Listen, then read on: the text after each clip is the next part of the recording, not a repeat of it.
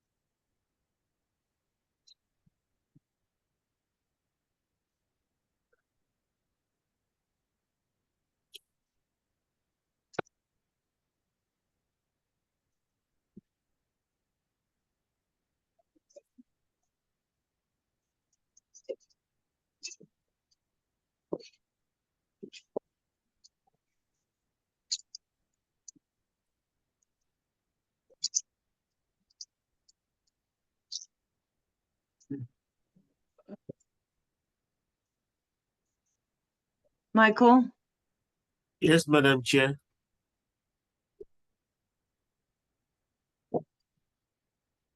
I'm here. hi. Sorry, I had to turn on my speaker.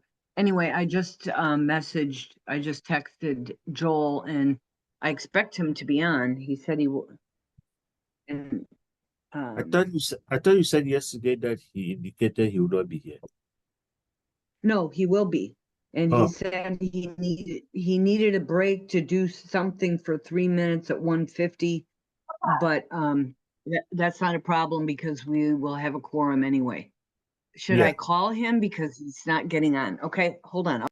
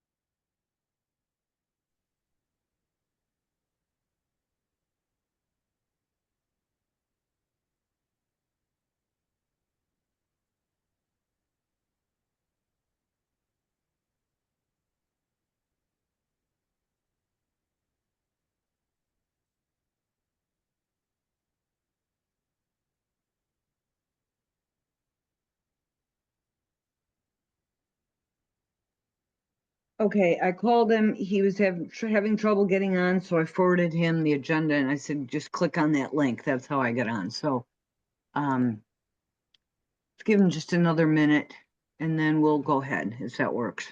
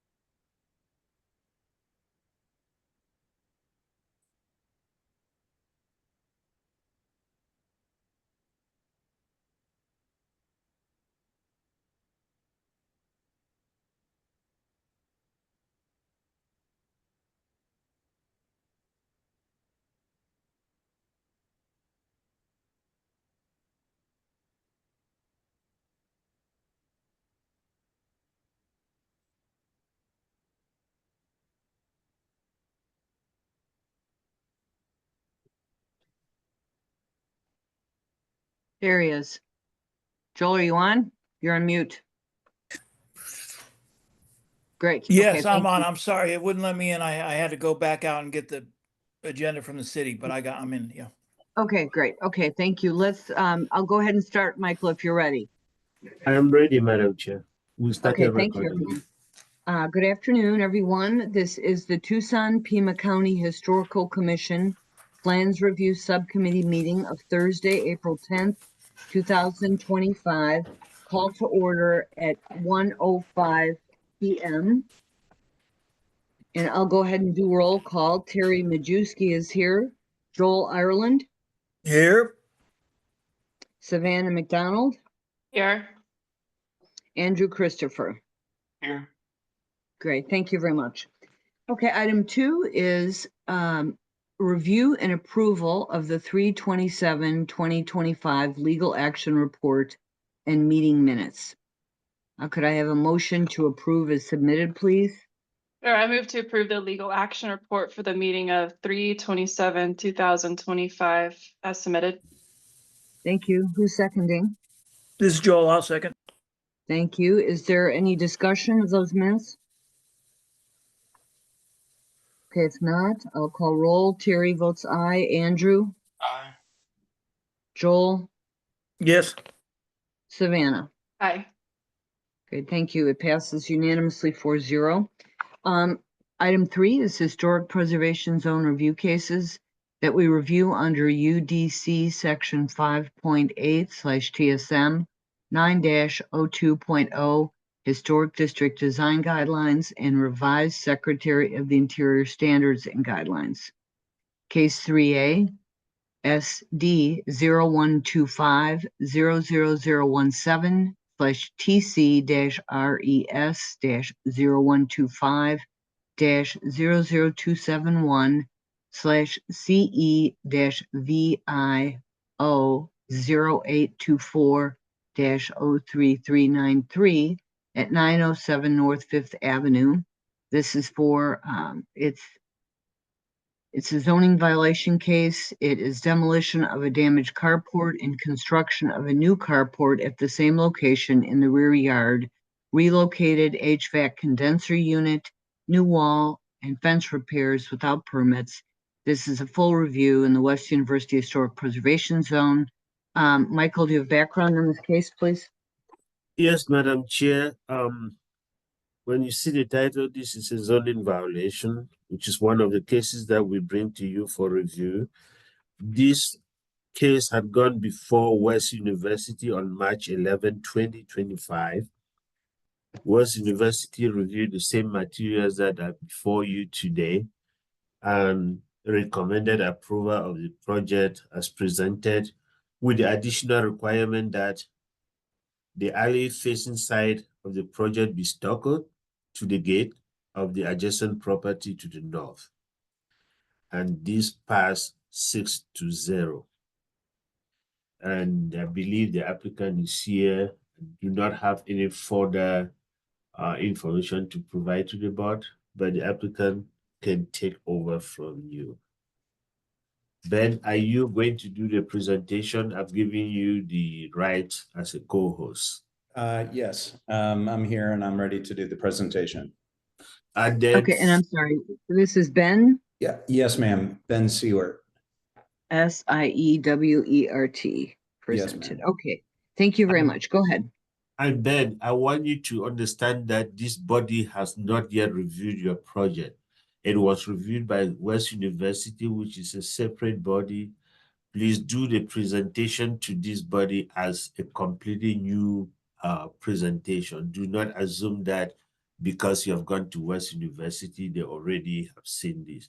They have seen the legal action report, but the presentation needs to be done as you are presenting for the first time. Thank you. Thank you, Michael. I understand. Can you allow me the ability to share my screen, please? I did. Oh, thank you.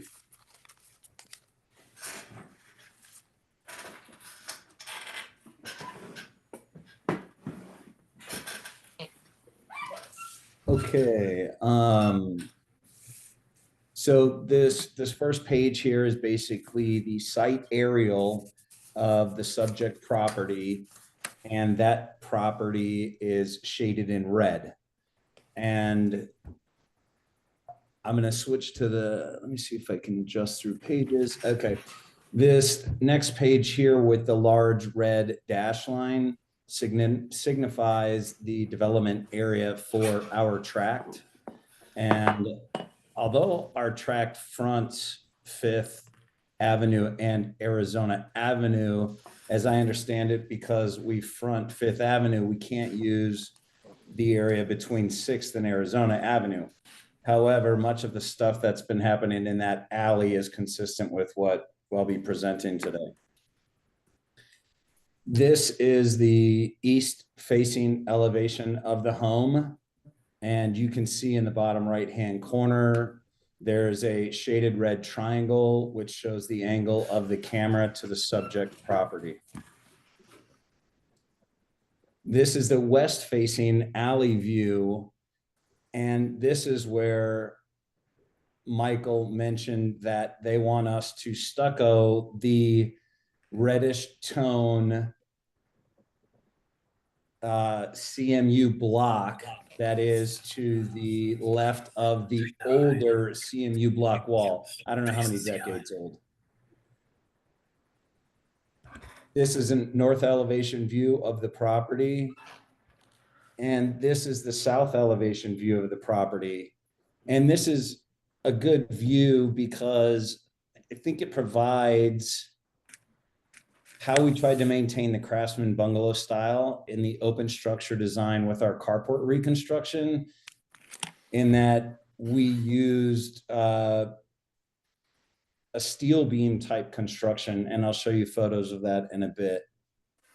The next handful of photos here are all of the properties that are on the east side of Arizona Avenue that all have a less than 10-foot setback, which is one of the items that we're working on getting around. But this is a combination of a garage and an apartment unit on my neighbor to the south.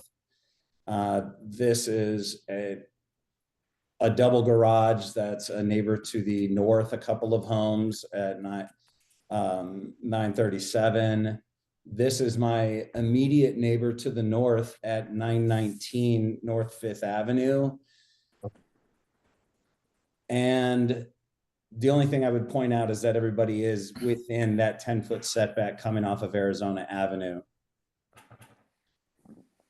So here's a picture of the south side of the carport. And we designed and built a carport with an open structure mindset that keeps the Craftsman approach originally used throughout the area. We used 6 4x4 steel posts along with all steel membranes in the roof, and we painted it to match the fascia and stucco of the building. I do want to point out that this post that I've highlighted right here is actually from the original structure that was on the site. It was an old railroad tie, and we just incorporated it into the new structure. This is a view from the west side of the carport. And this is where I would point out that we really endeavored to have an open design on this carport so that birds and the like can move through the space. I will point out that one of the reviewers on the building side did point out that because the northern side of this structure was within 3.5 feet of the demising wall. Now, mind you, the former carport that was there, it went into the neighbor's lot by an entire foot. And so we nearly bought the same CMU block that they had originally built 150 foot of the wall you see on the right, and merely attached to it to enclose the back parking area rather than what was there before. Now on this page here, this is just an overview of the development area, the site plan as the property exists now and all of the project information on the left-hand side. This is a comparison between the old carport and the new carport. Up in this upper corner here, which I've highlighted. These are east and west elevations of the property back at the carport modification, and also the north and south elevation of the same structure. Now, our project meets all of the heights and setback characteristics in section 5.89, and it's consistent with all the other properties in the development area that have these outbuildings, however they're being used, in that they're closer than 10-foot setback. And we believe this helps maintain the historicity of the area. Now, I can go on and show some of the details of how we maintained some of the material that we salvaged from the original structure if you'd like, or I can end there and open for questions. What's your pleasure, commissioners? This is Joe. I'd like to go on ahead with the presentation a little bit more. And also if Sure. you could go back and show me the elevation that faces Fifth Avenue Yes, sir. again. Yeah, thank you. This is Joel. Yeah, sorry. Yes, sir, Joel. Hmm? Would you like me to zoom in? Yeah, no, I see. Yeah, yeah. If you could just for a second. I live in West University. I want to make sure Oh. I've got the right house in mind. Yeah, come on. It's not come on Yeah. down. Sorry. Yeah. It's just on the east side of the second property in, and I will zoom in. Is Andy Pondgrant your neighbor? Yeah, that's correct. Okay. And he's all my right, I neighbor know to the the house. south. Okay. Gotcha. Yep, that's the Thank house. you. Thank you. Yeah. Yep. Thank you. Ben, could you also go back to the walls that the advisory board wanted you to stucco? Yes, ma'am. This is the view here. Now, the long section of gray CMU has been there for decades. Don't know when it was installed, long before we bought the home. Now, the red tint CMU that you see to the left where the garage door is where we took out the exterior walls of the old carport and continued with the red CMU that the neighbors had installed a couple decades ago to enclose that space in.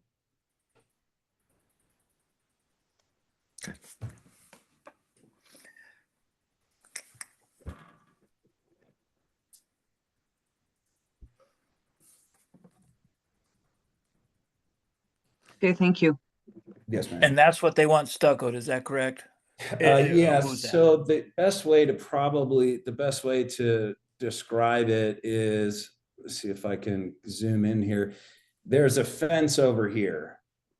And that sits about, I'd say about 5.5 feet back from the face of this carport enclosure that you're viewing here. So it would be basically stuccoing from this corner across this front face on Arizona Avenue, and then the 5 feet going back to the neighbor's driveway fence there. And Terry, can I just ask one more question about the stucco? Please- Ben, please what is your feeling about the stucco? Do you have a different opinion than Moozab? Because Well, sometimes we do also, not necessarily, but sometimes. the short answer is yes, of course I do. But that everybody who probably comes in front of you may feel that way, but I'll explain my why. Yeah, that's kind of what I was interested in. Yeah. Yeah. So all of the properties down Arizona Avenue, both on my development zone side and the opposite, have some assemblies of exposed CMU wall. And the neighbor that I share the northbound property wall with built that wall maybe 20 years ago. So did it come through the commission? I have no idea, but we just tried to respect the integrity of how walls play with each other. We matched exactly what they had installed prior. No, I got you. Yeah. Okay, Joel, did you have any other questions? And No, that's it. Thanks. okay, Andrew or Savannah, what are your thoughts? I mean, I think we should, was there more to the presentation? There's something about a HVAC. Yeah, so I can Location. continue on Yeah, into let's go ahead kind with of the that next then. little section that would show that. I just wanted to ask before I assume to proceed.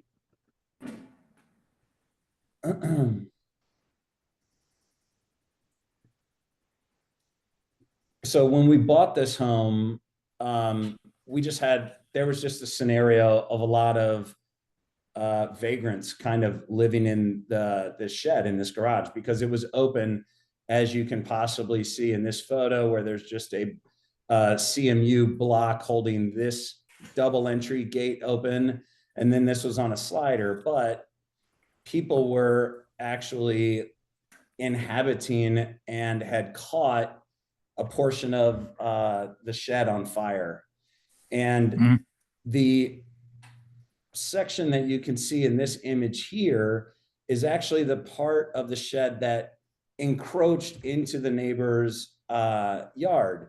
And if you look down to the image below, you'll see where their intact wall comes some 35 feet deep into their property, if not a bit more. And we just simply matched up the CMU and continued on.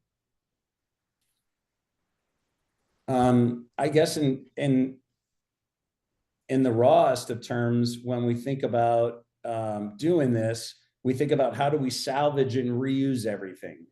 And so what you see in the top photo with all of the miscolored fencing kind of from this section over, that was all salvaged from the back of that corrugated shed.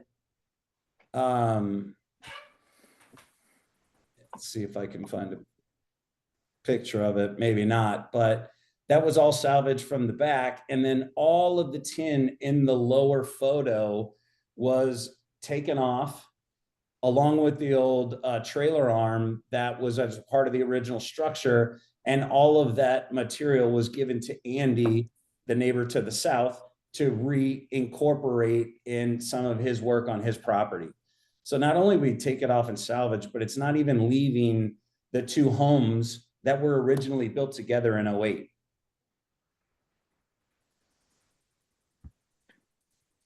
So what's the result? We believe that the carport improvements, which are in the same area and size as they have been for 115 years, are in keeping with what was generally there to begin with, but with a new technology in terms of steel and modern materials to let it go for, that period of time again. And I guess regarding and I don't want to mire you guys down in a bunch of emails and things like this, but this is an email from Sam Sanders, who's my neighbor to the north. And he basically was not only a proponent, but an advocate for getting that done to increase the safety for his tenants who live in that back unit and park adjacent to that failing tin carport. And then regarding the HVAC condenser move, this was a bit of a challenge because the neighbor to the south, who used to adjoin with this property, had a first right of refusal to purchase this property at 907, which he opted not to exercise. But with that said, would not release his first right of refusal without having the condensers moved prior to closing. We didn't even own the home when the condensers got moved. This all got done before we even bought. But somebody had called in the folks that owned this home before us in 2022 and reported them because they thought that they maybe didn't have a permit to install HVAC condensers, but they had. The company that hired just never closed it. So we just inherited that problem. So that's the gist on that, but these are just a bunch of texts that may or may not be completely important right now. The only other thing I would point out that I am lacking one correction, but again, this is from my neighbors to the north, whose wall we extended. I have an error on their address of 915, but they're signing off on the 0 lot line setback to keep it in place because it's a better solution for them and the safety of their tenant. And then from this point on, right here, now you start to see where the structural engineer has signed off on everything that was done back there.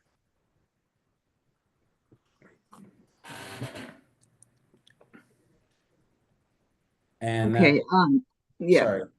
no, so anyway, Ben, I think, so we're looking at the relocation of the HVAC condenser, Yeah, whether the new carport that you put in is acceptable. And we're also looking at the new wall and so on, and the fence repairs. And I wanted to ask Michael, what are you needing or expecting from us in terms of this, the lot line issue? The historic review process, Madam Chair, can waive a setback.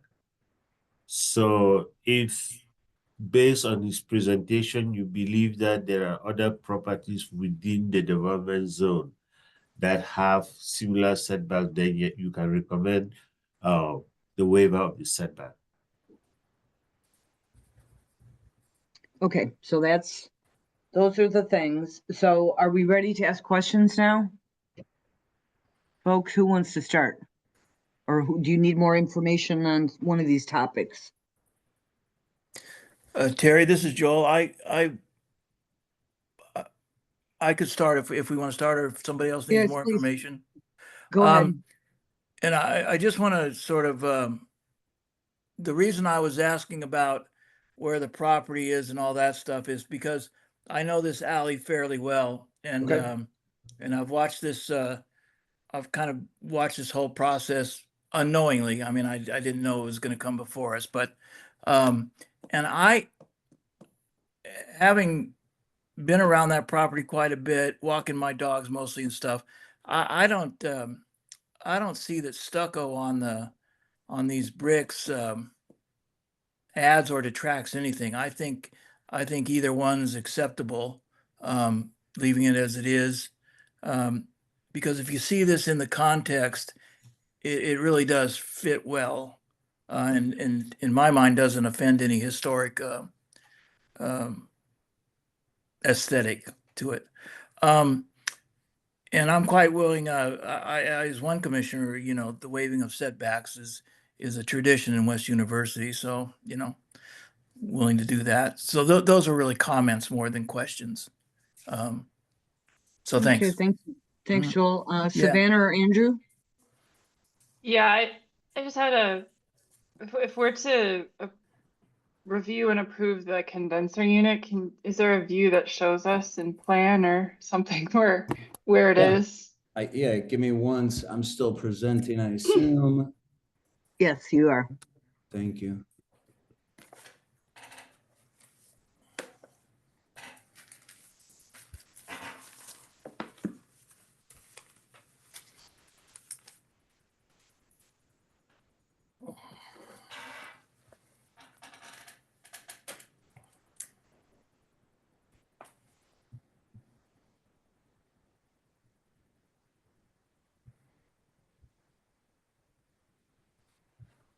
So originally, I'm going to highlight these two items here, titled number 9.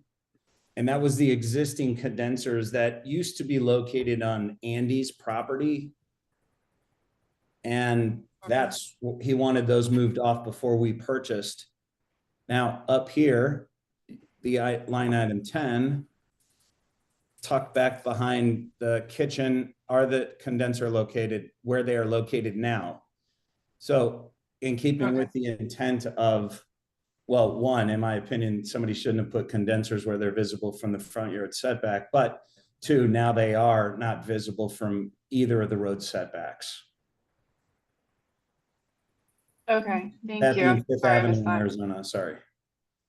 So you can't see that from North Avenue. Sorry, Fifth The Avenue. north side of the hill, no. In Yeah. fact, let me do this. Give me one moment. I think I can get you an actual view.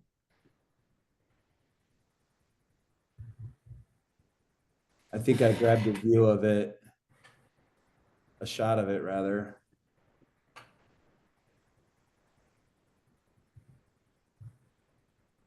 So this is looking from the pillar of my front porch here on the left side that's highlighted, looking back down the north side of the property, but you see no condensers, correct? Now, if you look over here, you see the condensers are behind the stub out for the kitchen. That's And clear. Thank you. okay. That's fine. Yeah. And then I mean, as far as the carport wall, I agree with Joel. I think it's fine as is, especially when the effort was made to pick a color-based block. It does match almost perfectly. There is a drawing in the submitted set that shows sort of a screened, like maybe like a steel slatted rail within the wall. Was that just like something that was proposed that wasn't done? Sheet A 5.3. A 5.3. It's yeah, one like the 30, like page 37 technically. Okay, thank you.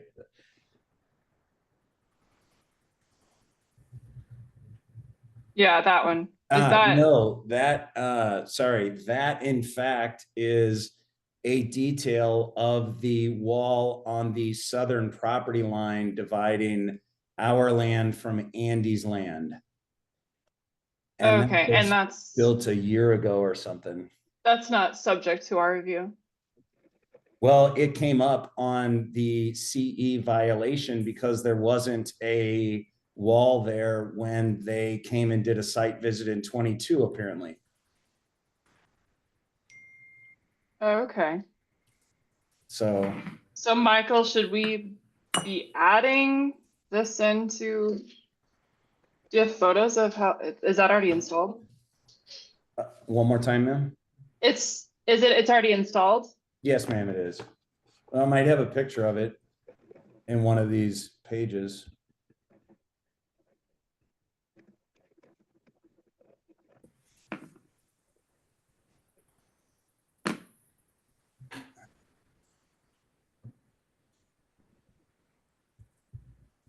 No, you can only see the wall on the left side of this image here. Mm-hmm. And it's not a continuous wall. It's See the shadow of it there.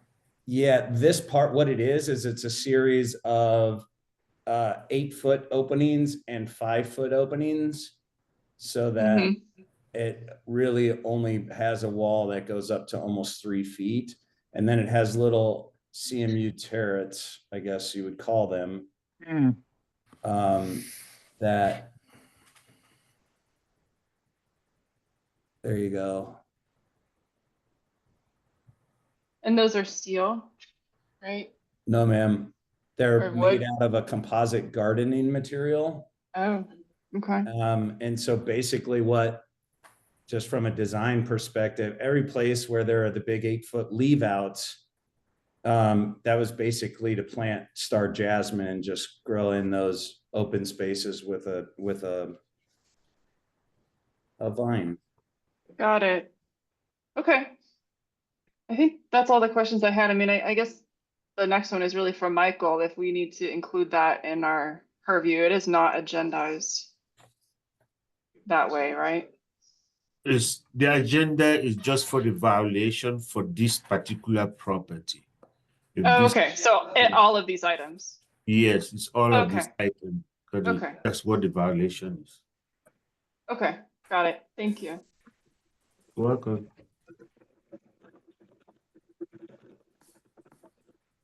I'll just, not to interrupt, but I'll just read. It says, wall installed on the property doesn't have the site approval or permit, and block wall installed. It cites them both, but it doesn't get into too much Okay. specificity. So, but it says new wall fence repairs. So that would be this. Okay. Yeah, I think that would be included.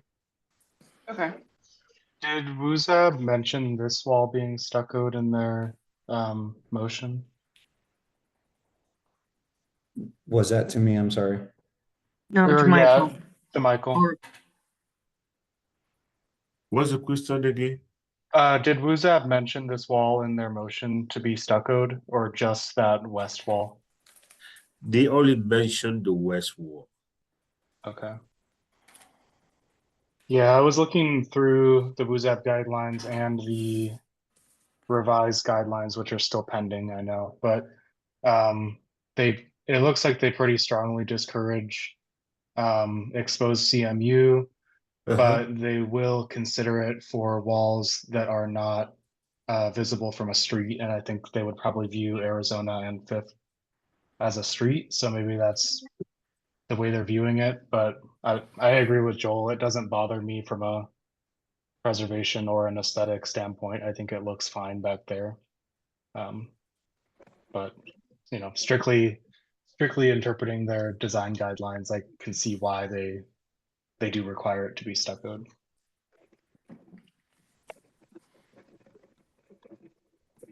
The character of Arizona Avenue, is it predominantly where people are parking in garages? It's a combination. There's a, so I'm at 907. My neighbor to the north is 919. And then there's a Quaker Meeting House. That's the next lot. So it's like a double wide lot. And they have just an open air parking lot that comes off of Arizona Avenue. And on the west side across from them is really a carport, a lot like what I designed, that opens straight into Arizona Avenue. And then there's probably 1, 2, 3, 4 garages that are up against Arizona. And if I had to actually mention Jim Glock, who owns the corner of Arizona Avenue, he's on 219 2nd Avenue. He got a 0 lot line waiver from you guys on July 28th and pushed a parking structure right up against Arizona Avenue with a 0 setback. And my setback's probably 5 feet. And I think his garage looks great, or his carport rather, looks really good. But that is an example of somebody on Arizona Avenue having the setback up to the 0 lot line.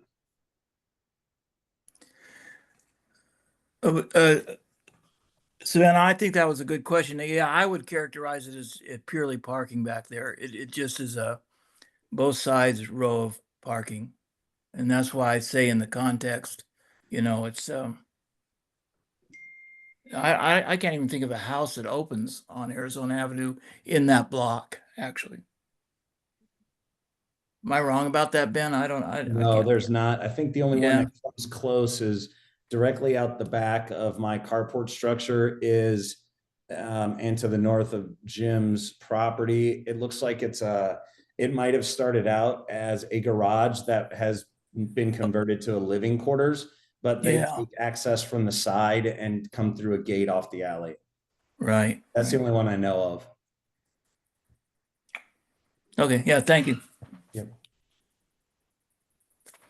Andrew?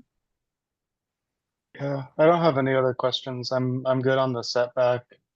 I'm good on the condensers, and I'm good on the wall too. So if I mean, Okay, leaving the wall as is, or? yeah, I think it looks fine. Yeah. I So just wanted to make the point when they're talking about CMU, sometimes I'm thinking of, you know, rougher molded blocks, right? That don't look quite as finished as this. Mhm. yeah, And again, you know, ours is a recommendation, and so is the recommendation from the advisory board. So the director will have to make a decision. Yeah, I really don't think this is, I'm not sure it would look that much better stuccoed, right? I mean, I think it Yeah. looks fairly decent now. So, If I may, I would only actually just add to that it's the reason they said only to the neighbor's fence line is because they have 150 foot of this wall running down the side of their property. And to take and throw stucco on 20 feet, it's really, I don't know if it does more harm than good. Yeah. So Ben, thank you, but we're trying to work toward a motion here, so I Sorry, just man. would ask you to let us go ahead and do that unless we have any other questions. And we feel okay about the setback, waiving the setback? Yeah, I think so. Yeah, I Okay, mean, so I go ahead. don't see any conditions, right? We just want to confirm that we we're accepting of the setback, the wall, the HVAC units and the carport Mhm. Right, enclosure. we Okay. approve of a waiver we recommend approval of waiver for the setback, and basically that we're okay with these changes that were done without a permit. And we don't, and that we wouldn't have to be specific about saying we don't agree that it should be stucco, I think Right. by saying we accept it. So would you or Andrew be willing to make a motion and, so we can move forward? Yeah, I can do that. Thank you. Uh-huh. All right. On the matter of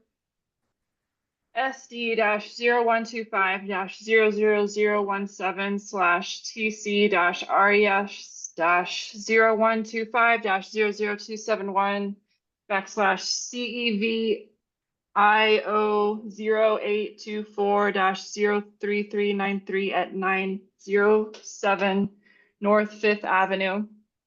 I move to recommend approval of the project as presenting, including waiver of the setback and the changes, including the new wall, carport, and HVAC relocation. I'll second. Okay, and Savannah, could you, assuming this passes when I call roll, will you send us, Michael and me, that motion, please? Sure, yeah.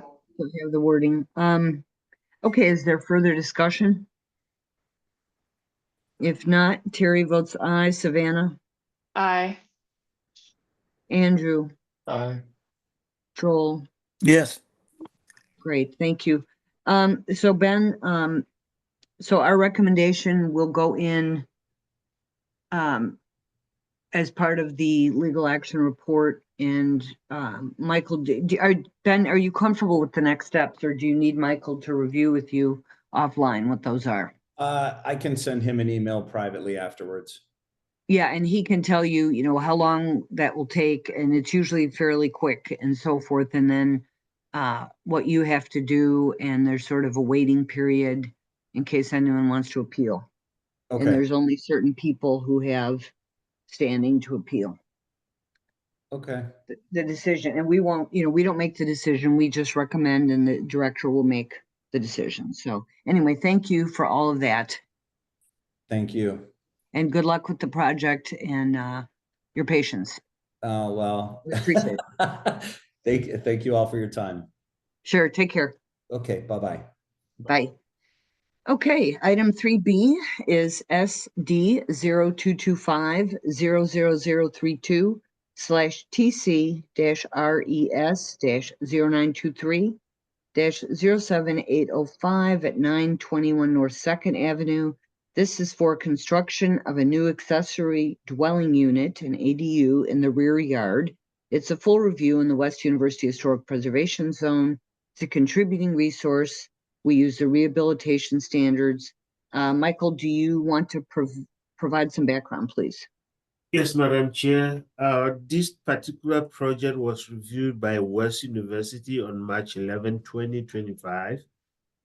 They voted 6-0 to recommend approval of the project as submitted and added the following.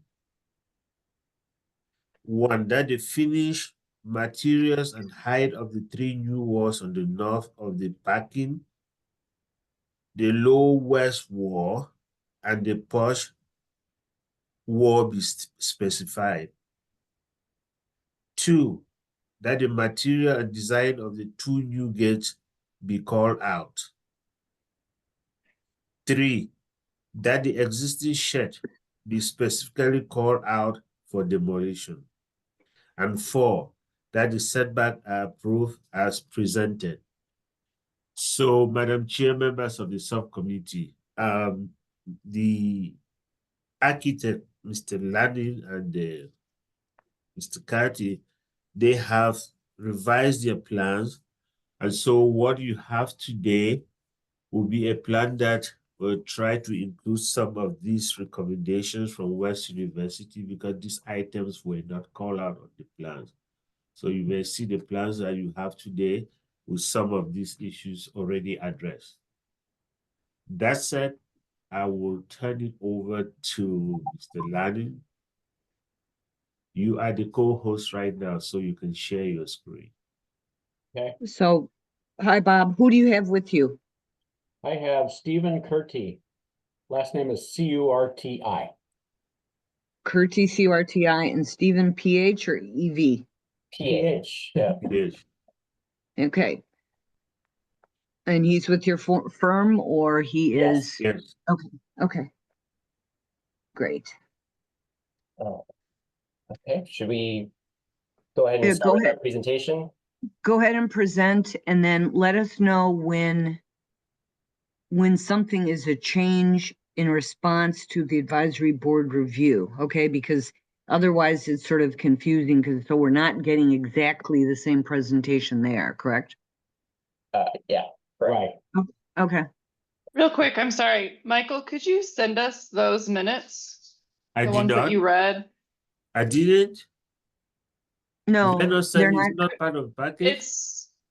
No, it's not in the package. Oh, It sorry. Right, only the Port Lowell, which I can't read anyway.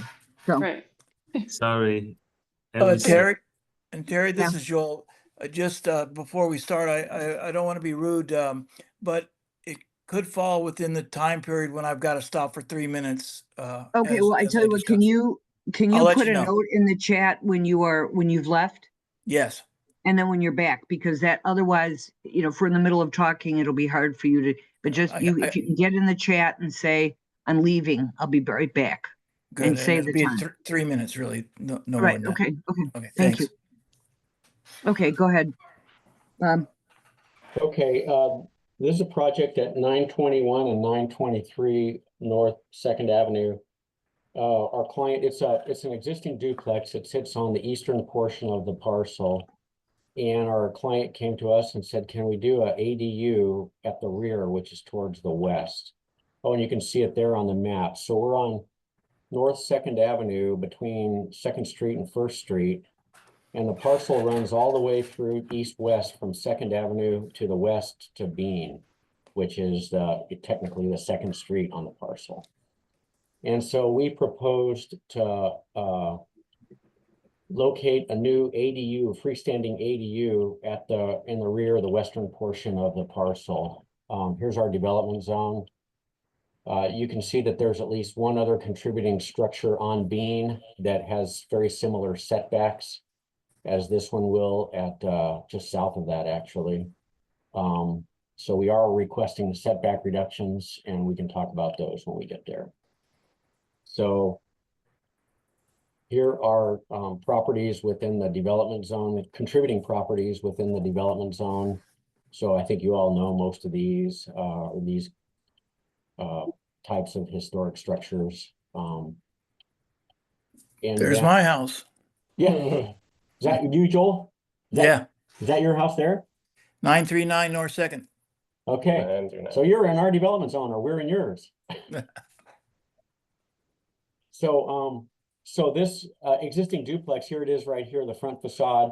It's white. It's kind of a light stucco, light textured, sand textured stucco. It's got parapet walls with the crenellations like that. The porches have clay tile roofs on them, of which a couple of them are visible. It has low walls out in front of the porches with kind of terracotta red caps on the masonry walls and the porches. The parapet walls are about 13 feet high.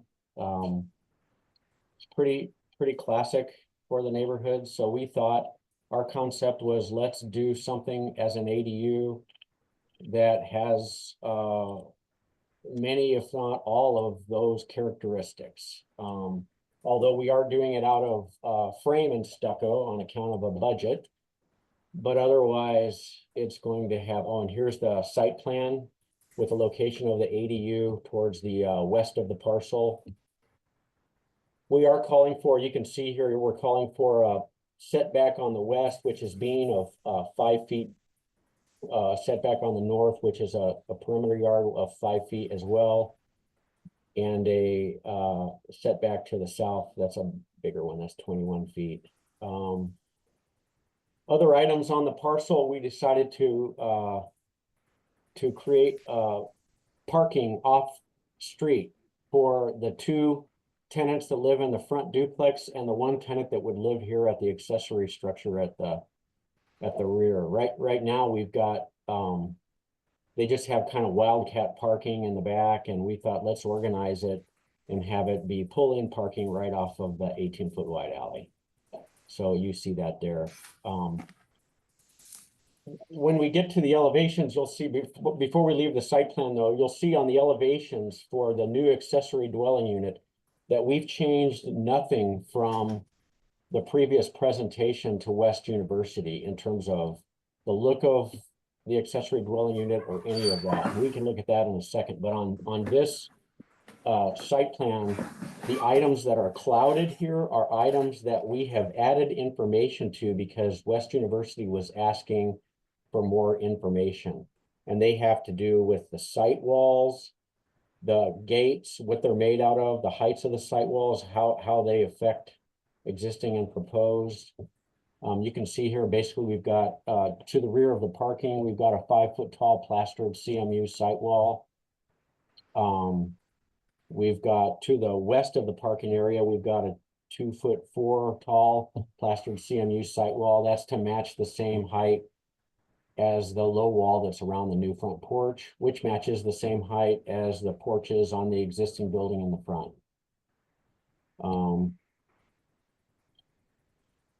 That's about it. Here's some details on the new gates. Would just be wood plank, painted wood plank gates to match existing one. There's an existing one out there. We're just going to match it.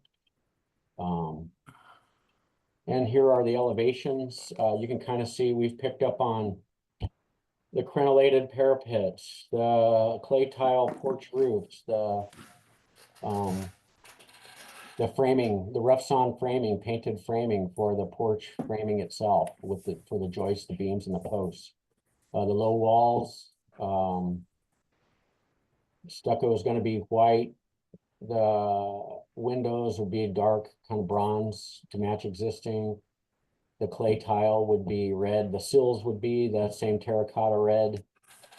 But we are differentiating in that we did not the existing duplex has arches and they don't have any.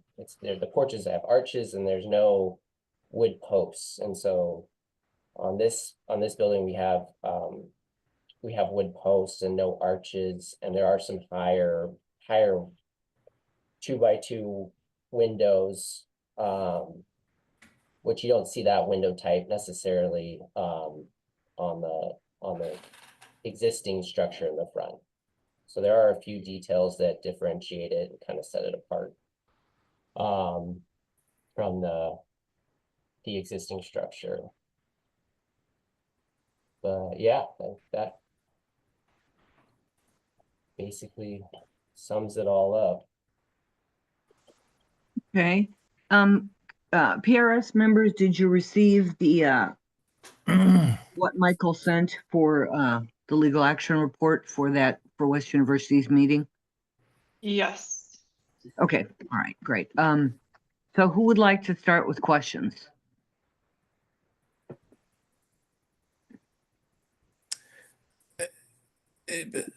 I can start. This is Joel. Okay. Just out of interest sake, how many square feet is the accessory unit? Do we know? For you 1 second, it's on the site plan. 679 square feet. Madam Chair, Yes. Did you say that you were not able to access the materials for follow? I sent an email specifically with what I couldn't get. And it's the only thing I could get from 3B was or 3C was the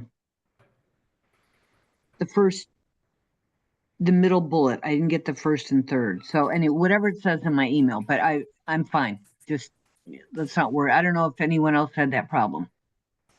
But I was able to get this. Same as you, Terry.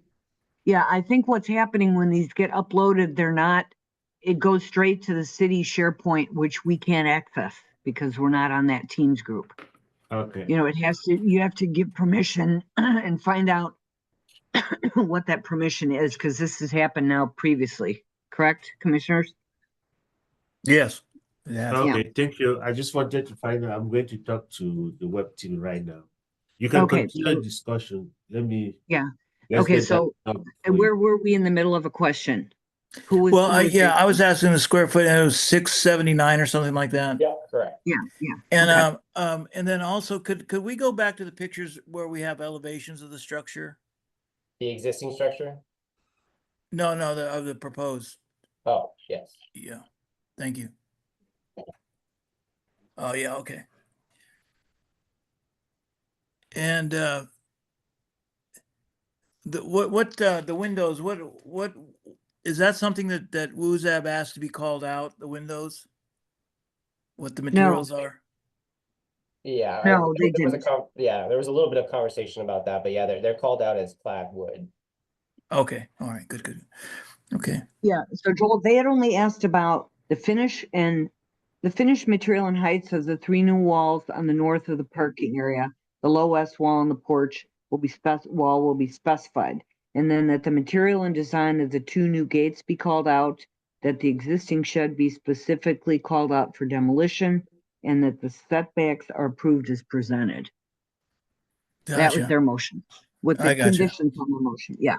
Okay. So they were satisfied with the windows in the new structure. Okay.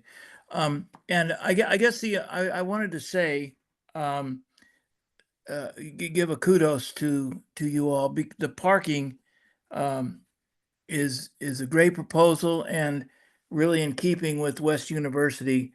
I think in the guidelines hidden somewhere back in there deep is one of the main characteristics of West University is it doesn't have parking on the street. And I have a project across the street where I'm going to have all off-site parking. So kudos to you guys for keeping that historical context for us. Good. That's all I have to say. Thanks. Okay, thanks. Savannah or Andrew? Sure, I'll go. Just starting with the previous comments, the material design of the 2 new gates. Do you know what that is going to be, or what are you thinking? Yeah, that's these details here. Okay. Just wood, simple painted wood plank gates to match the existing gate that's out there, or 2 gates. Okay. I just now realized you're presenting different drawings than we had, so okay. Yes, yeah. Got it. All right, and then the parapet's pretty low. Are you putting equipment up there, or are you putting it on the ground somewhere for your HVAC? It'll go on the ground. We haven't gotten into the CDs yet because we want to get through historic, but we'll make it'll go on the ground and it'll be hidden by the fence that's out there. Yeah, and normally we like to see that on the plans. Yeah, just because we don't want to see it from the street. So just to confirm it is hidden. My gut, it'll, we could tuck it back here on the north yard, What is the character of Bean? Is that more parking, or is it kind of more of a street? I think we've got a photo or 2 of it. Maybe, do we? It's a mixed bag. We can maybe go to the aerial. That might. I guess I just asked because it could be we want to kind of screen it from that side as well. Yeah, well, there's gonna be, there is a fence, Oh, okay. all the way around the property, so whether we put it on, yeah, I mean, there's a fence along Bean, so. Oh, okay, okay. Yeah. Oh, okay, so yeah, it's a wood fence. Okay. So Savannah, one thing, if you make the motion or whoever makes it, we may want to mention, because the HVAC isn't showing on these drawings, that it needs to be hidden, you know, whatever, right? Yes. Okay. Any- Yeah, no, that's it from me. I think it looks good. Thank you, guys. Okay, Andrew? No, all my questions were answered. Just to clarify, the only setback you're asking for a reduction on is the Bean Ave setback, is that right?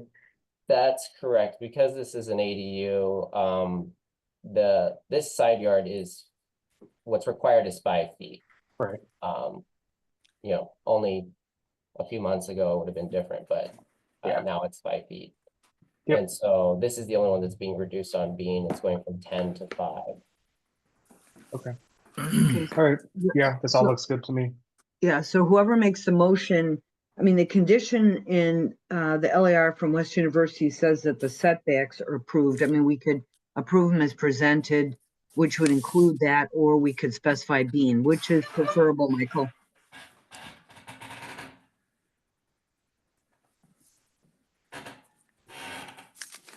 Okay, he's not listening. He can't hear us. I think we could say that they're approved as presented, but you know, and we could call out Bean if we wish. So who would like to make this motion? I can do it. Okay, thank you, Andrew. All right, on the matter of SD 0225 00032, TC RES 092307805921 921 North Second Ave, I move to recommend approval of the project as presented, including the reduced western setback along Bean Avenue. Okay, before we second that, do you want to clarify that in the plans as shown today? Because we're not mentioning any of the conditions of West University. So we're just saying Yeah, it's that's presented today. right, as presented today. Yeah. Yeah, okay, is there a second? I'll second. Or maybe you have it on the. Okay, is there further discussion? Before we vote, Andrew, could you send us that to Michael and me, the motion, please? Yep. When you're done, thank you. Okay, I will vote aye. Andrew, Aye. Savannah, Aye. Joel, Yes, perfect, thank you very much. And Bob and Stephen, you're all aware of the next steps, correct? Yeah, yep, Okay, perfect. Well, good luck with your project. Thank you very much.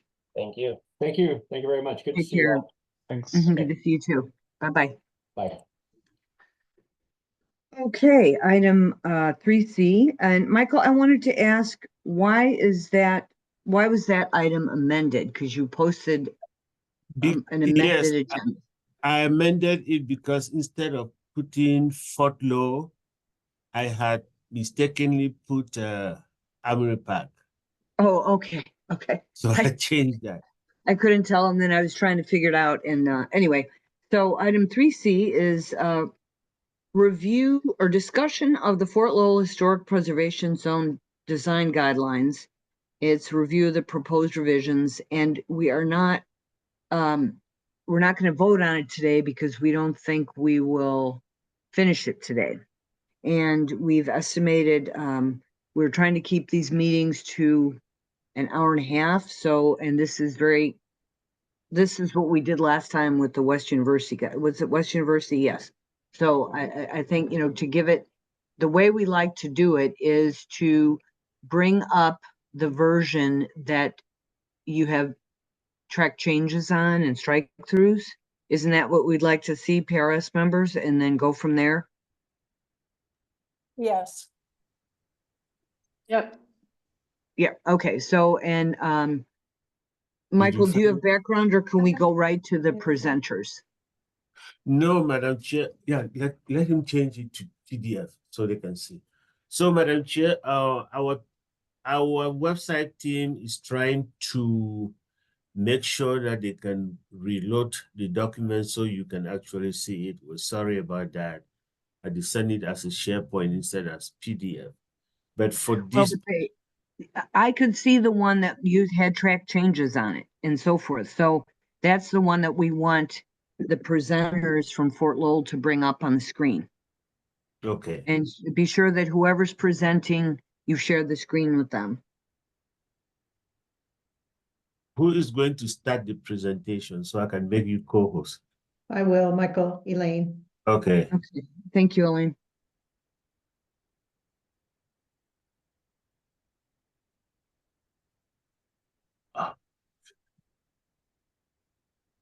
And Elaine, what we found successful last time was just go through the document.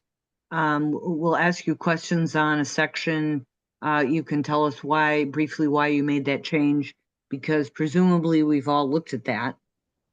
But to honor the fact that you've all spent so much time on this, we would like to, carefully review and discuss. So Ellen, you're the co-host now, so you can share your screen. And the goal is that we're going to set this just like we did for West University. You will do today, there will be no action taken. And then when we schedule you again for the next review, which is presumably going to be on the 24th, they can review it. And if we need a test session, that is fine. And then at the conclusion of it, PROS is going to make its final recommendation. So this is the first part of the series of reviews.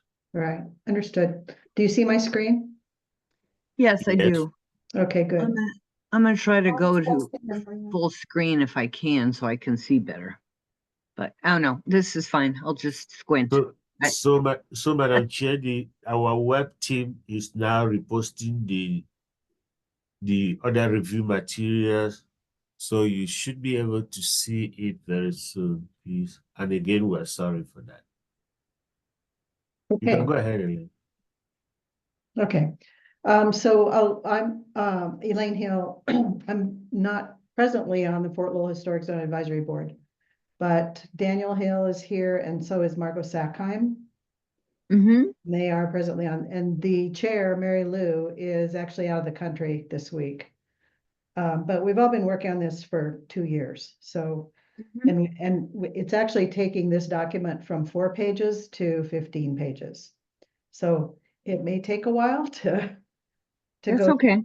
And I hope you've had an opportunity to look at it, and I can just briefly go through these sections and talk about why we changed it and what we changed. Yeah. Well, let's do this. Let's just start with the first section. Is that okay with you, commissioners? We'll do it like we did with West University. Yep. Okay. Good deal. So, and, just to start off, we expanded on the history a bit because the history and the previous guidelines were very brief. So this talks first about the history of Fort Lowell. And this was derived from some of the existing information that's already on the city's website and other corrections that we made, some of the terminology that was kind of old. And it's just the history so that people have some context if they're using these guidelines for design. And then it goes through the history of the preservation zone. And what was important was that the preservation zone was one of the earliest in the city of Tucson. It was actually 2 zones.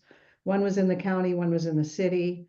Both of the guidelines for each of those was kind of combined into one when it was annexed, when the entire zone was annexed.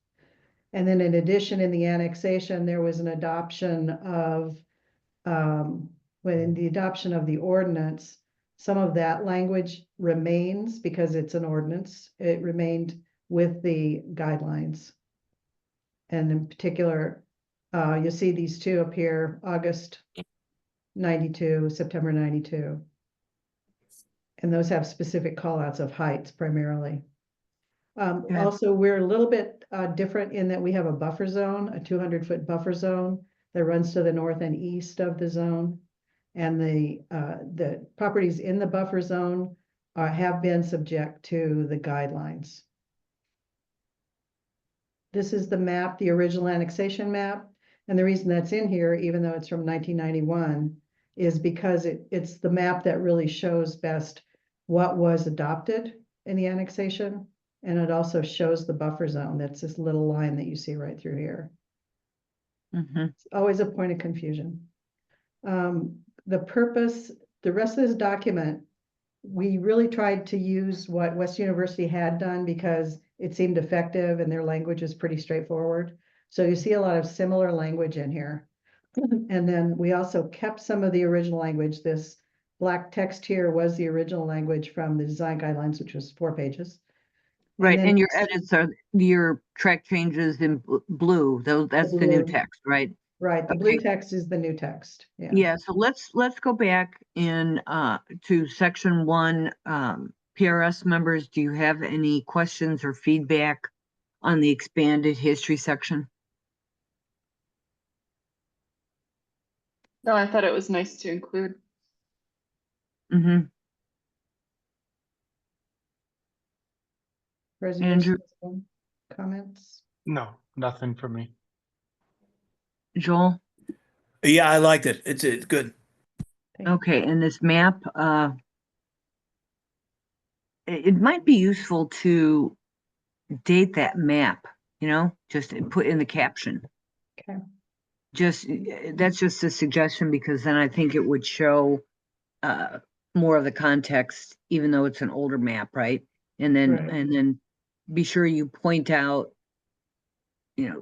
talk about that buffer zone, because that's very unusual, and I don't recall ever reviewing a case, and I may be wrong, in Fort Lowell where that was mentioned, that's we were reviewing it because it was in the buffer zone.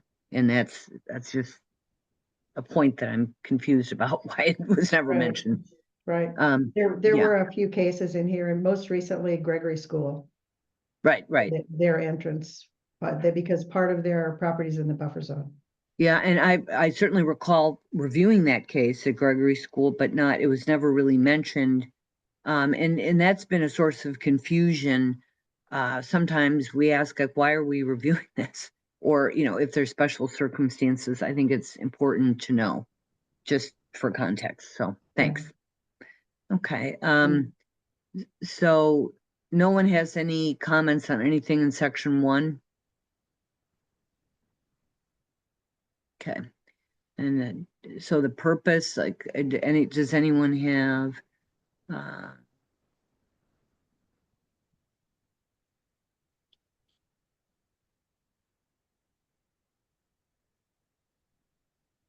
Joel, you're muted if you're Yeah, speaking. thank you. Terry, this is Joel. I'm Go ahead. sorry, I'm jumping back and forth between a screen where I can read it. And so I'm wondering about the language of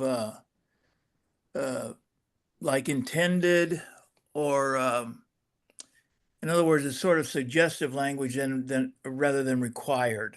You know what I mean? Was there a discussion about that? Let me give an example of it here.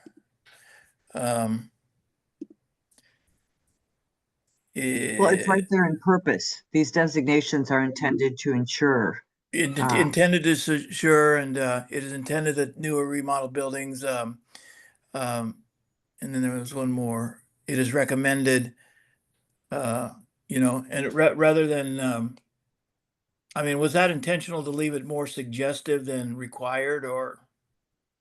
Joe, yes, it is intentionally done that way because these are design guidelines.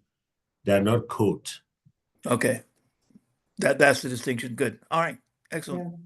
Yeah. I should have added too that this document went through 2 reviews with the city and one with a local architect before we approved them in our meeting. Who was the architect that looked at them? Alan Scott. Okay. He's retired. He's been on the Board of Adjustment and on this Right, board but many years ago. I remember him. He was on PRS. Does he live in Fort Lowell? I think he does. Yeah, Yeah, he does. that's what I thought. I just was curious. Yeah, since the 70s or something, he's lived here, right? So, okay, moving on. Applicability. What we also tried to do with this document was to put in the definitions. These are some of the definitions from the UDC. You'll see them throughout. And that's mostly because they're definitions that we go back and forth about all the time, like building and structure and wall and development zone and all of those kinds of things. Yeah, and when I was reading it, I noticed that actually the code is incorrect when they conflate building and structure. And so I get it. You know, if that's what it says, I mean, the actual National Park Service definition of building versus structure is different. So, but there's nothing we can do about that. Except when we talk to each other, we can use it correctly. But I get that. The other thing we did was we removed references, specific references, like this technical standards manual, because those may also change. Right. Okay, does anyone have any questions if you want to start up at the top of that section that you just introduced? Section 3, applicability. Does anyone have anything they would like to ask or comment about in that section? I'm good. Yeah, Savannah? I also thought it was good. Any comments? Yeah, good with me as well. Okay. And I like how you talk about the two-part process and how the reviews work, right? We do to a degree. We removed a lot of the details and it's in this process section, actually. Yeah, but you mentioned it there. Right here. Full and Yeah. minor review. Sorry, it's tiny. So, okay. But, you know, the basic information, new construction, alterations, enclosures, buildings that are moved, solar, HVAC, pools and pool fences. This is new. That was new from the Right. city. Roof and door placements. And then the other thing we did in this section was we took this part of demolition out of here and gave it its own, no, actually we moved it and then we moved it back. We moved it back to here. And there was a lot of detail about demolition and basically we reduced that to the point that it refers back to the UDC there. So more to say that there's a whole process involved with demolition and we weren't going to outline the demolition process here. Right. In this part. Okay, any comment? Yeah, let me just ask, anything Sorry. on 3 or are we good with that, everyone? Good.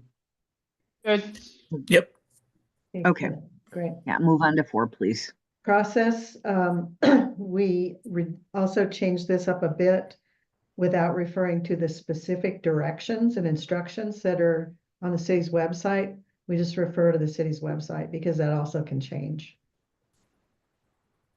But the high level courtesy review, main project application, these are the current instructions, but at a higher level. I wanted to ask, there were contacts listed at the end of the document. And one of them was, is there a change in name of the City of Tucson Planning and Development Services to Center now? That used to be an old name. The current name is Planning and Development Services. That's what I thought. So we'll just remember when we get to the end of it to review that. And maybe in my review of that, it was corrected back to services, but I'm not sure. Okay, go ahead. Okay, then this is where I was saying the explicit directions are removed. Mm-hmm. And then it talks about project types.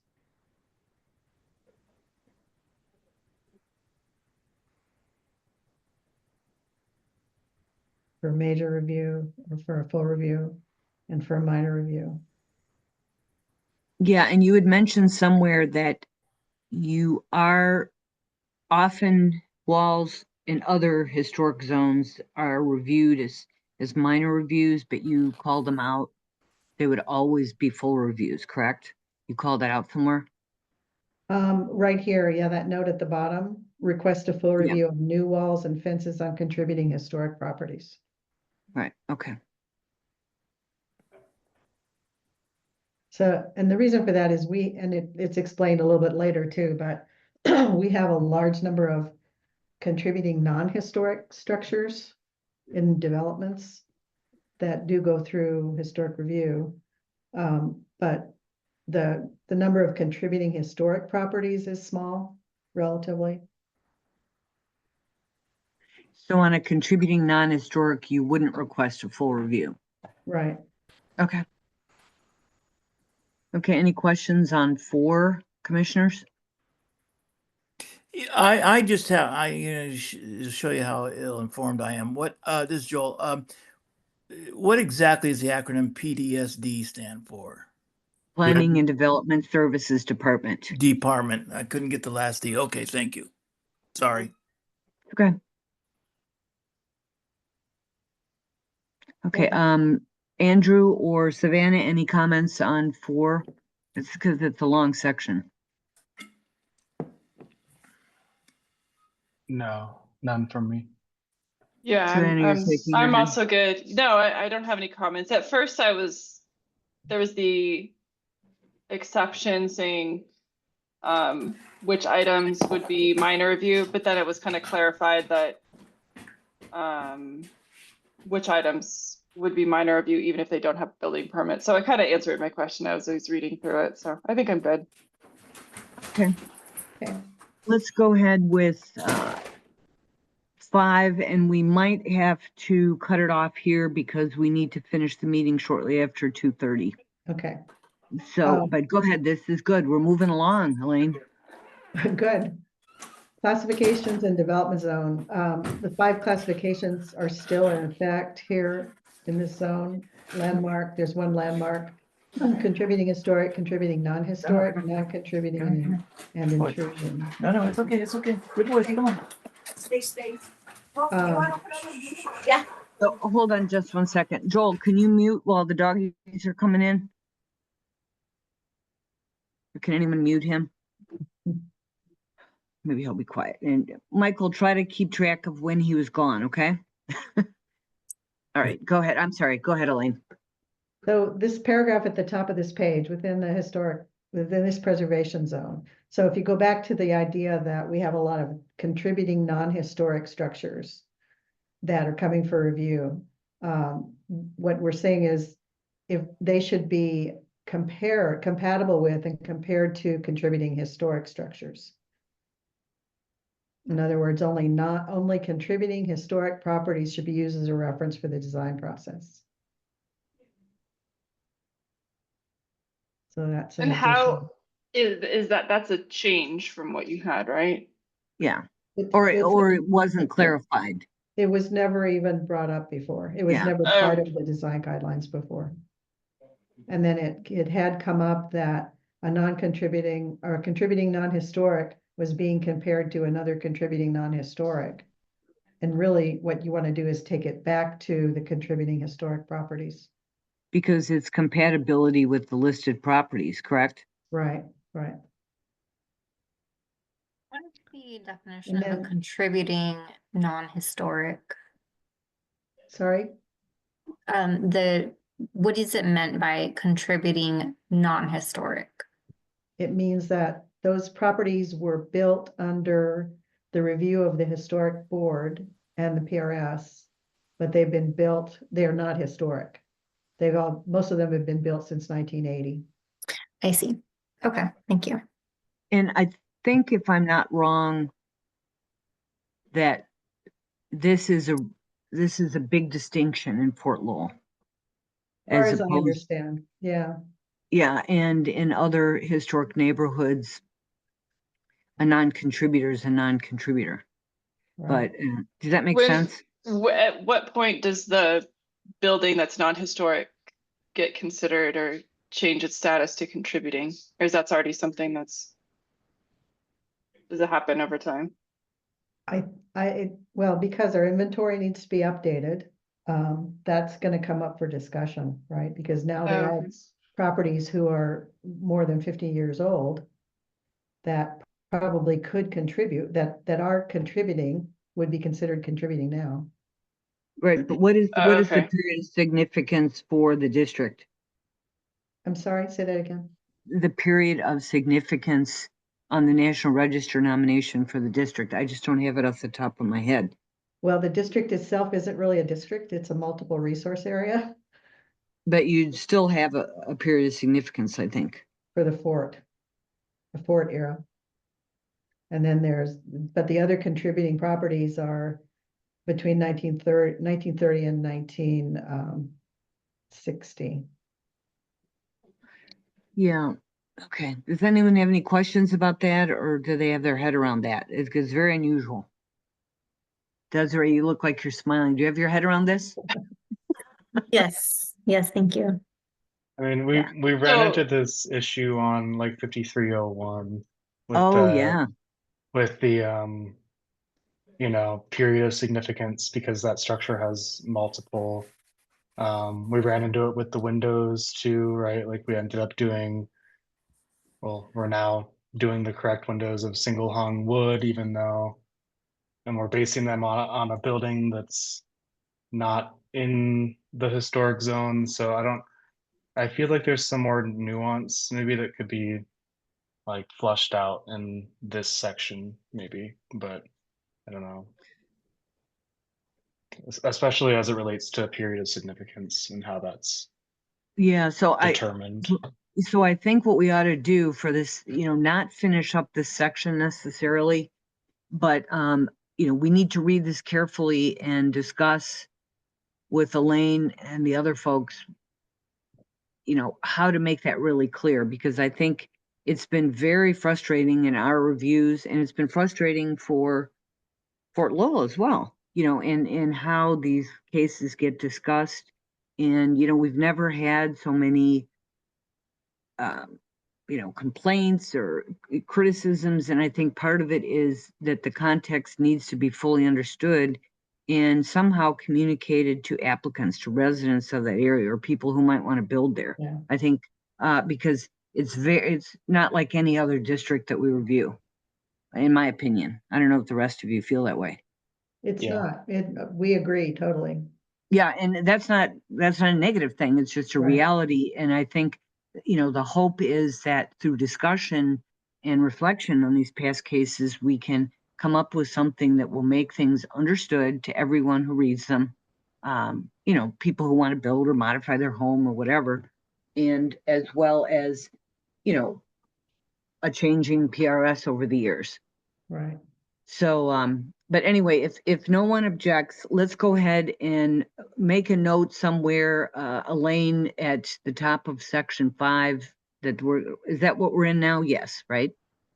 Are we in 5. 5? Yeah, because this section, had a lot of discussion, and it continues to have a lot of discussion. Yeah, and we may want to Like go Andrew back. said, it not Yeah. only with that, but even with the park, with the 407 bond project at the Donaldson House, we had the same Right. issue. What was the period of significance? Is it the fort, or is it 1936 when the house was built? Right, so, and then if you'll also read this part about development zone, this is the city's, and for discussion next time, this is the city's definition of development zone. But Fort Lowell, it even calls out that Fort Lowell does not have standard development zones, and we've been back and forth about this for 2 years. Yeah, so I think we need to go back, and that has been a problem in some of these cases that were disputed.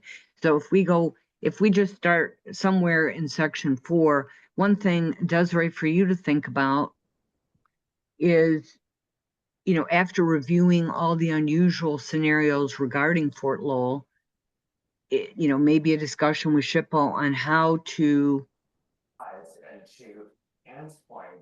standardize isn't the right word, to sort this out, that Mm. makes it more, because I mean, we have, and you'll continue to hear the issues with some of the older historic properties that the city's doing nothing about and they're falling down. You know, you're gonna hear a lot about this, and what would help us better understand and not have to scratch our heads when we come to it, like, what is the period of significance? What is, you know, how is the way this district, not a district, is configured? So that's just a comment. Now that you're on board, I'm not expecting you to resolve it in a week. I'm just teasing you, you know, but in all seriousness, I think it's very important, because you clearly, you know, you weren't here when we when we've had Mhm. numerous reviews that were frustrating for everyone, and it's sad. Yeah. So anyway, Okay. this is a great start. Elaine and team. And if it's okay, then we will, you know, I think we're sort of halfway through, but I think we're going to come into some really more discussion points next time. Don't you think, PRS members? Yeah, this is Yeah. a big section for sure. Section 5 was was where it sort of get confusing to me, especially, I mean, just there's the development zone per the UDC, but since these are guidelines, can they can't override it, right? Or can it just expand it, or like fine tune it? That was my big question, was what's the relationship of the two? Yeah, we need to know that next time for sure, because Okay. that is, you know, remember we had discussions about development zone on some of those cases that people were using those tools to justify what they were doing, right? So it's all, or not justify what they're doing. So it is, I think it needs to be looked at carefully. But okay, so we'll stop here on that. And then one last point I wanted to make is that when we get closer to the end, I might suggest some copy edits when the final revisions are in, just some grammatical things and questions I had, but Yeah. they're not worth going into when we're talking about some substantive issues and wording right now. And then Okay. we have some illustrations that we still have to add too, so that are not in this version. Oh, okay. And if you do put those in there, we'd like to see those, I think. Especially if they're new ones. Okay. Okay, All right. Well, thank you very much for all folks. And we're going to have to move on so that we wrap up shortly. Thank you. Okay. Thank you. Thank you. Yeah, thank you. So, Nice work. Savannah, to answer to your question, the design guideline cannot override the UDC. Right. Okay. and remember in the past when we've had issues, or when actually proponents of a project have had issues about maybe changing the development zone for something, it wasn't in Fort Lowell, it was in either Armory Park, West University. West University and Armory Park.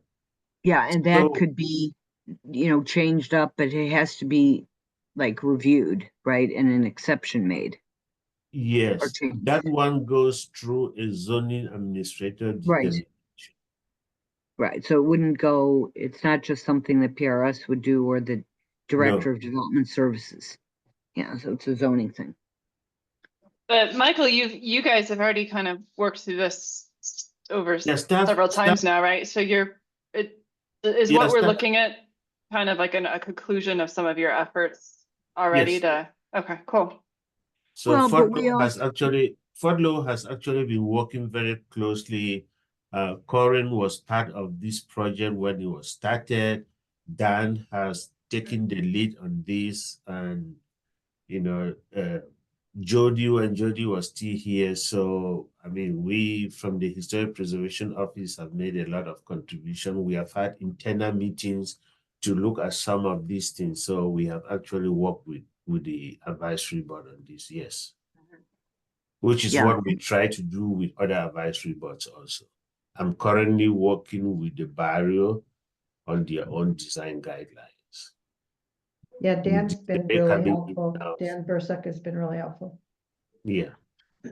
And, but PRS members, we still may have questions or comments that we have, so we have to be, but I noticed that there was a different emphasis.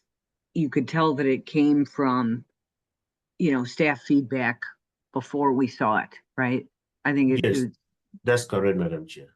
yeah, and, some of it wasn't maybe as ticklish as West University's guidelines that also referenced the code and things in the UDC and all those things. So, I mean, that was just presented slightly differently, but now the context of how this has been presented in the introductory sections, it's a lot clearer to me why that needs to be done. But I think we need to look at it holistically as we approach the end of the review, and say, this all makes sense, or does it need to be clearer in terms of these differing designations, how it's not similar to the others? So anyway, that's my final thought on that right now. So anyway, thanks again, Fort Low folks.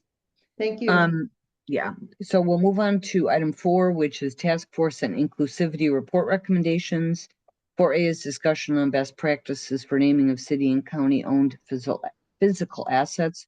There's no report, but I wanted to let you know, Desiree, this is a longstanding thing, and we'll have a private conversation. I can update you on this. It's nothing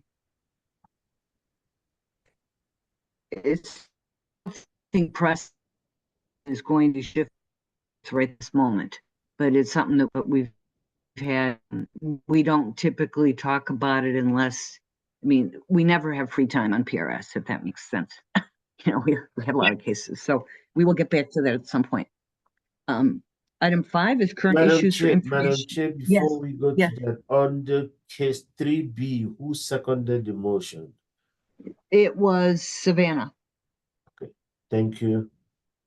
and I always review that when you send me the Yes, I'm the draft just LA. asking so that when I'm sending to you, at least I try to give. Yeah, and then something a little bit more PRS members that quickly review my edits, they catch me on those things if I miss them. So I try not to miss them and look doltish, So I try to catch them. Okay, so 5A is minor reviews, staff. Yes, Madam Chair, within this time, we conducted 2 minor reviews, all in the barrio. There was 582 South Main Avenue, which had some gutters. We did that review, and also a solar panel at 510 West 17, again in the barrio. And this review was done with the assistance of Andrew.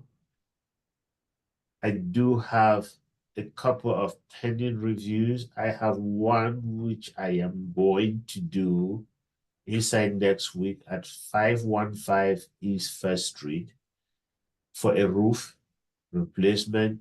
That one would be an on-site review, and Joe has volunteered to assist on that one. I just need to get with him and figure out what time frame would be good for him, any day, either Monday or Tuesday of next week. We Great. have, And Thank you Michael, so I'm much. free anytime on Monday, so anytime. okay, and then I'll schedule that. And then we have pending about some 8 minor reviews, which I'll work on scheduling those, both in Avery Park, the Barrio, and West University. So I'll work on scheduling those. Okay, That thank you, ends. Andrew, for helping, and Joel. And then as far as the minor review, there is also a pending minor review, which I think I wanting Andrew to work on it, is the Fox Theater in downtown. They are they want to repaint the whole Fox Theater with the same paint. There's a lot of graffiti that has been tacked on it, and so they are proposing to paint the whole structure. I am the process of trying to send the document to Andrew so he can look at it, and then he'll tell me exactly what his preference is, and then we can go from there. But I do intend to also get that one accomplished either next week or so. I was able to download that, Michael, so Oh, you did? I responded to you. That one's good. Oh, okay. Thank you. Mhm. So the problem is I faced was I sent it to you the first time as a SharePoint document, which you Mhm. couldn't access, but I got our website team to change it to PDF, and then that's why I sent it to you. So they're just doing the same color, they're not changing anything. So Yeah. And that's the exterior, the entire exterior? the entire Yeah. exterior. And it includes they have- the Daily Star building that they own too. Yeah, the Arizona Daily Star building, which they own. That they haven't come back to us for, remember when they were talking about changing up the entrance on that corner? That has never come back to us for review. We had a It's courtesy. still coming. It's still coming. We're still Okay, but working right on it. now, they're just keeping things going, even though they may have to there may be redoing some areas. That's correct, Madam Chair. They Okay. just want to do the painting now. That project you are referring to is in the process. It will come to you. It is going to require demolition of a certain part of the building and things like that. The architect is still doing a public outreach and talking. So it's not yet at the level of the review, but it is going to come to you. They just came to you before just as a courtesy to give you a heads up that that's what they probably will be doing, but it is in the Right. process. And when that comes to being scheduled, that could be a long review because of the issues surrounding it. So It let's will just, be. We are aware of that. yeah, we'll talk about that. Okay, item 5B is appeals. Any update? There are no appeals pending, Madam Chair. Okay, 5C is zoning violations. We continue to do the same. Whenever they are ready, we will bring them to you. Like you reviewed one of the zoning violations today. And the last time you also reviewed another zoning violation. So they're out there, we're working on them. And, How many do you have pending? I don't really have a number on those, Madam Chair. To be I'm honest. just curious, but many? Yeah, there are many. There are many. It takes a while before they get to you, though, because Oh, I understand. by the time we get the code enforcement staff to actually go out there and put in violation, it takes a while. So we have many of them pending, honestly. I am actually working on one right now in West University. I believe that will go to West University for review and then eventually come to you. The applicant is arguing with me, does not want to go through the full review process, wants it to be done as a minor review. So I'm still discussing with my supervisors so that we can all agree that it's a full review or not a full review. I think it is a full review, but we'll see how that goes. Okay, item 5D, review process issues. Desiree, we have this on, it's sort of a catch-all area if we have things we want to bring up about anything. So that has to do with plans review. And, it was a place where Michael updated us on the interview process, on your, the hiring and you moving through the process of accepting the job and all that. But we also talk about other things that we do. So does anyone have an example so we could show Desiree what?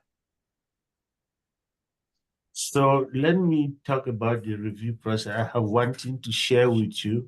We had West University Historic Zone Advisory Board meeting last Tuesday. They brought up the issue of permitting at the Planning and Development Services. They were just wondering why projects are taking so long to go through the process. Number one, there is a confusion as to how to submit. And when they do submit, it takes too long for it to get to the advisory board. West University Citizen Advisory Board members complained that people have been coming to them and wanting to come to the board for courtesy reviews, but they are not able to get those reviews in a timely fashion.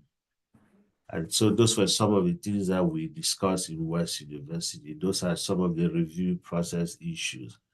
But we did explain to them that as far as the new permitting system goes, every application has to start with an application. You apply for the application, then they decide which section to go to before we start the review process. So we do recognize the fact that there are some issues here and there with the system, which we are going to bring to my supervisors. Fortunately, Desiree was at that meeting, and so she too had an idea of what we're talking about. Unless you have something more to add, Desiree, from what I've said. Great recap.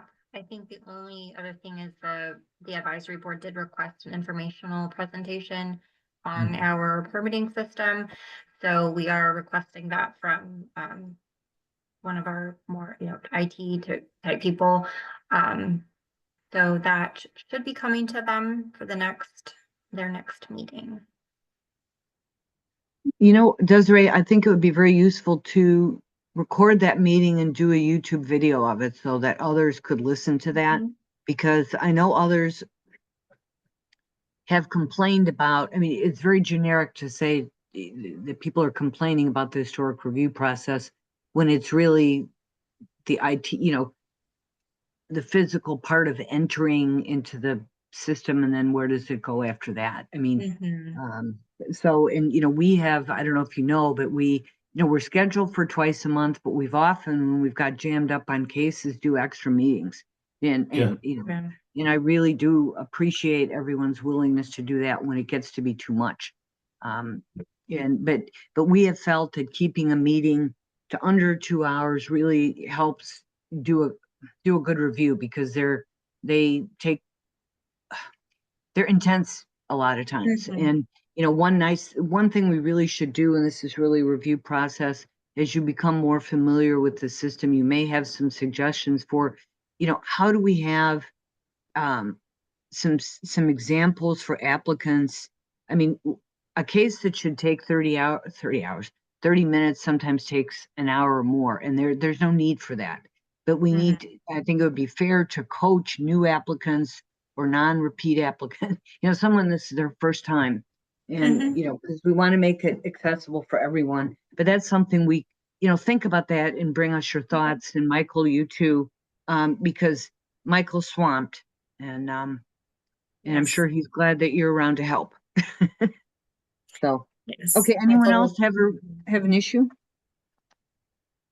No, just since Fort Lowell was here today, it reminded me of there's a kind of missing piece on the back end of the permitting with inspections. And there not really being staff that's trained to inspect for, conditions of the approval letters for these cases. So there's been cases where stuff is not done correctly, and then permits are closed out, and then a violation's issued, and it gets messy. So that may be as simple as like adding that as an inspection in the process, or just training the building inspectors on how to look for those things. But it's definitely a gap for sure. Yes, Andrew, you're right. We have recognized that aspect of the inspection for many years, and have, from the Historic Preservation Office, advocated for the fact that we should probably hire or get somebody who knows exactly what historic preservation is all about. That can be part of the inspection team, that they will look at our approvals, our plans, and see exactly what was approved. Because for PRS and the advisory board to sit and review projects, make conditions like you're making today, when it goes to the final thing, what we have now is we have building permit specialists who just come there and they are looking at the building code. They are not looking at the conditions or what happens during the HPC process. So we're in the process of trying to see if we can get maybe Rick Sadate, who has been working with us from the Historic Preservation Office for a while now, and who knows exactly the kind of things that when we send him out, he knows exactly what we are looking for. So that's what temporary, for the time being, we have suggested, and that's what we may do. But that's just to That would be confirm that excellent. what you have said is true, Andrew.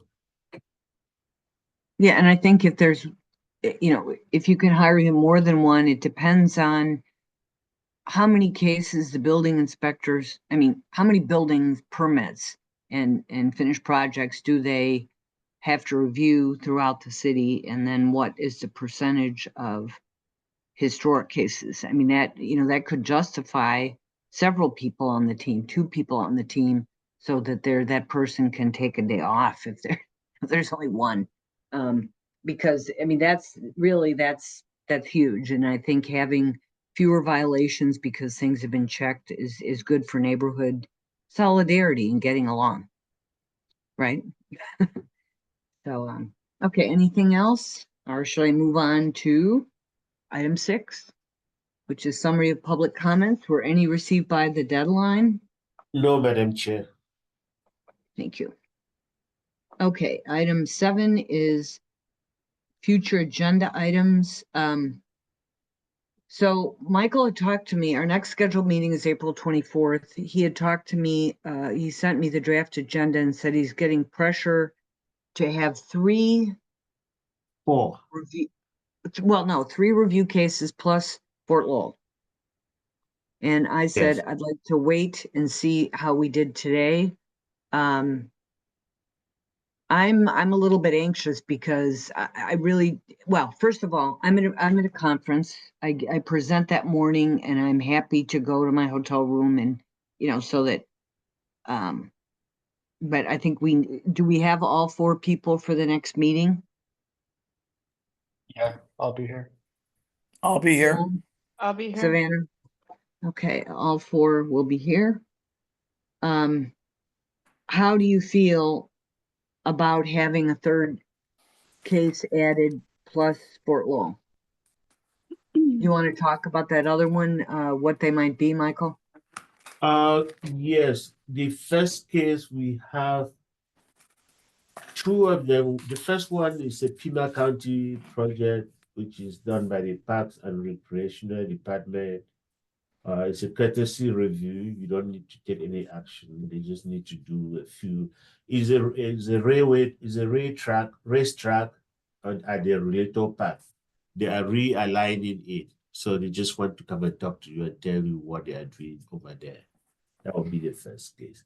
And then the second case is community grant in Menlo Park, where they want to rehabilitate a resident.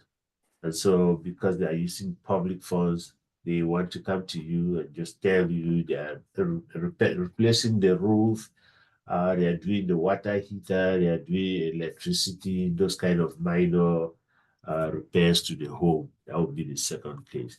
And then the Is it third, a restroom you said? And is it a courtesy or is it an actual case? it's a courtesy. Ooh, okay. And then the third one is the Fort Lowell Historic Preservation Zone Design Guideline. The fourth one that I was looking to add, but I have talked to Maria, and then we're going to move that one to the next meeting. So the next meeting that you have, we're just going to have this. But if you are willing to have that, then there is some work that is going to be done on the Children's Museum at How 130, much? 130 South Scott. So And if you that's a want me full to, review? that Is would that be a a full full review. And That what would is be the extent of it? Because we've had some contentious reviews. Am I right on the Children's Museum? Yes, Madam Chair.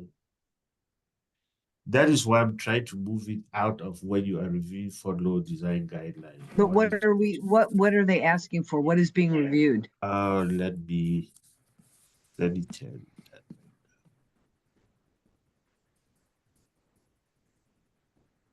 They have done the first review, which was for exterior stucco and lighting, and then there's some other exterior changes like windows, doors, and those kind of modifications. and they're doing the ADA ramp. So those I kind of know. changes. This would be, so it's all those things plus the ADA ramp?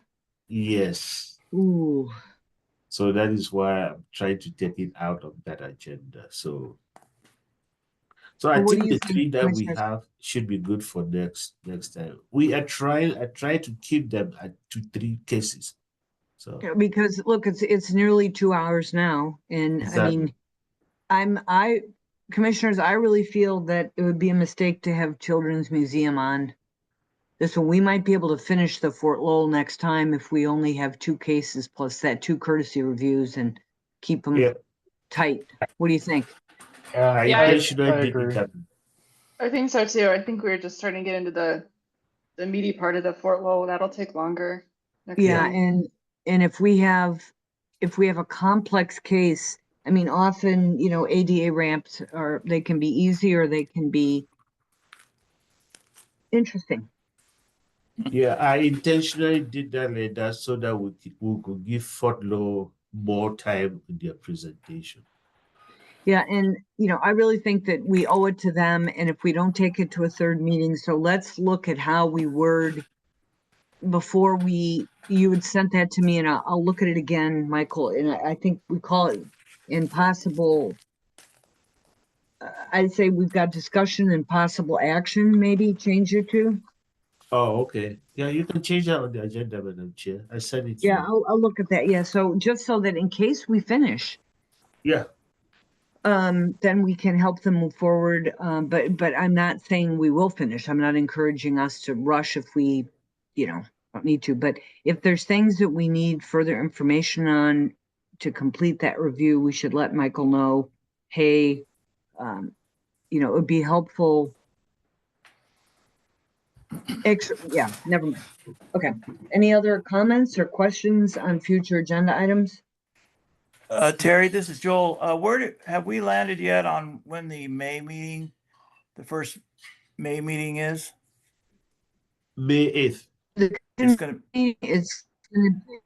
I'm going, the PRS member. I'm sorry, I'm meet mixed up with the in Historical May. Commission generally. I'm sorry, wrong question. Yeah. I was thinking the So Historical Commission. Yeah, Commission never mind. is going to be Wednesday. Yeah, it's Wednesday Okay. the 7th, but I haven't sent out an email. I was waiting to hear back from somebody. All right, I'm sorry, I had the wrong committee. That means that, yeah, but the May meetings are May 8th and 22nd, correct, Michael? That's correct, Madam Chair. Yeah. Thank you. So, okay. All right. So if there's nothing else, we'll go ahead and adjourn at 2:56. And I appreciate everyone's time. And thank you, Desiree, for coming to us. And maybe you got out of some of your training to come. Oh, you're Thank on you. mute. Yeah. Thank you. Okay. Thanks, Okay. bye. Take care, everyone. Bye-bye. And Michael, when will I hear from you? Is this one you want to get through quickly? Yes. This LA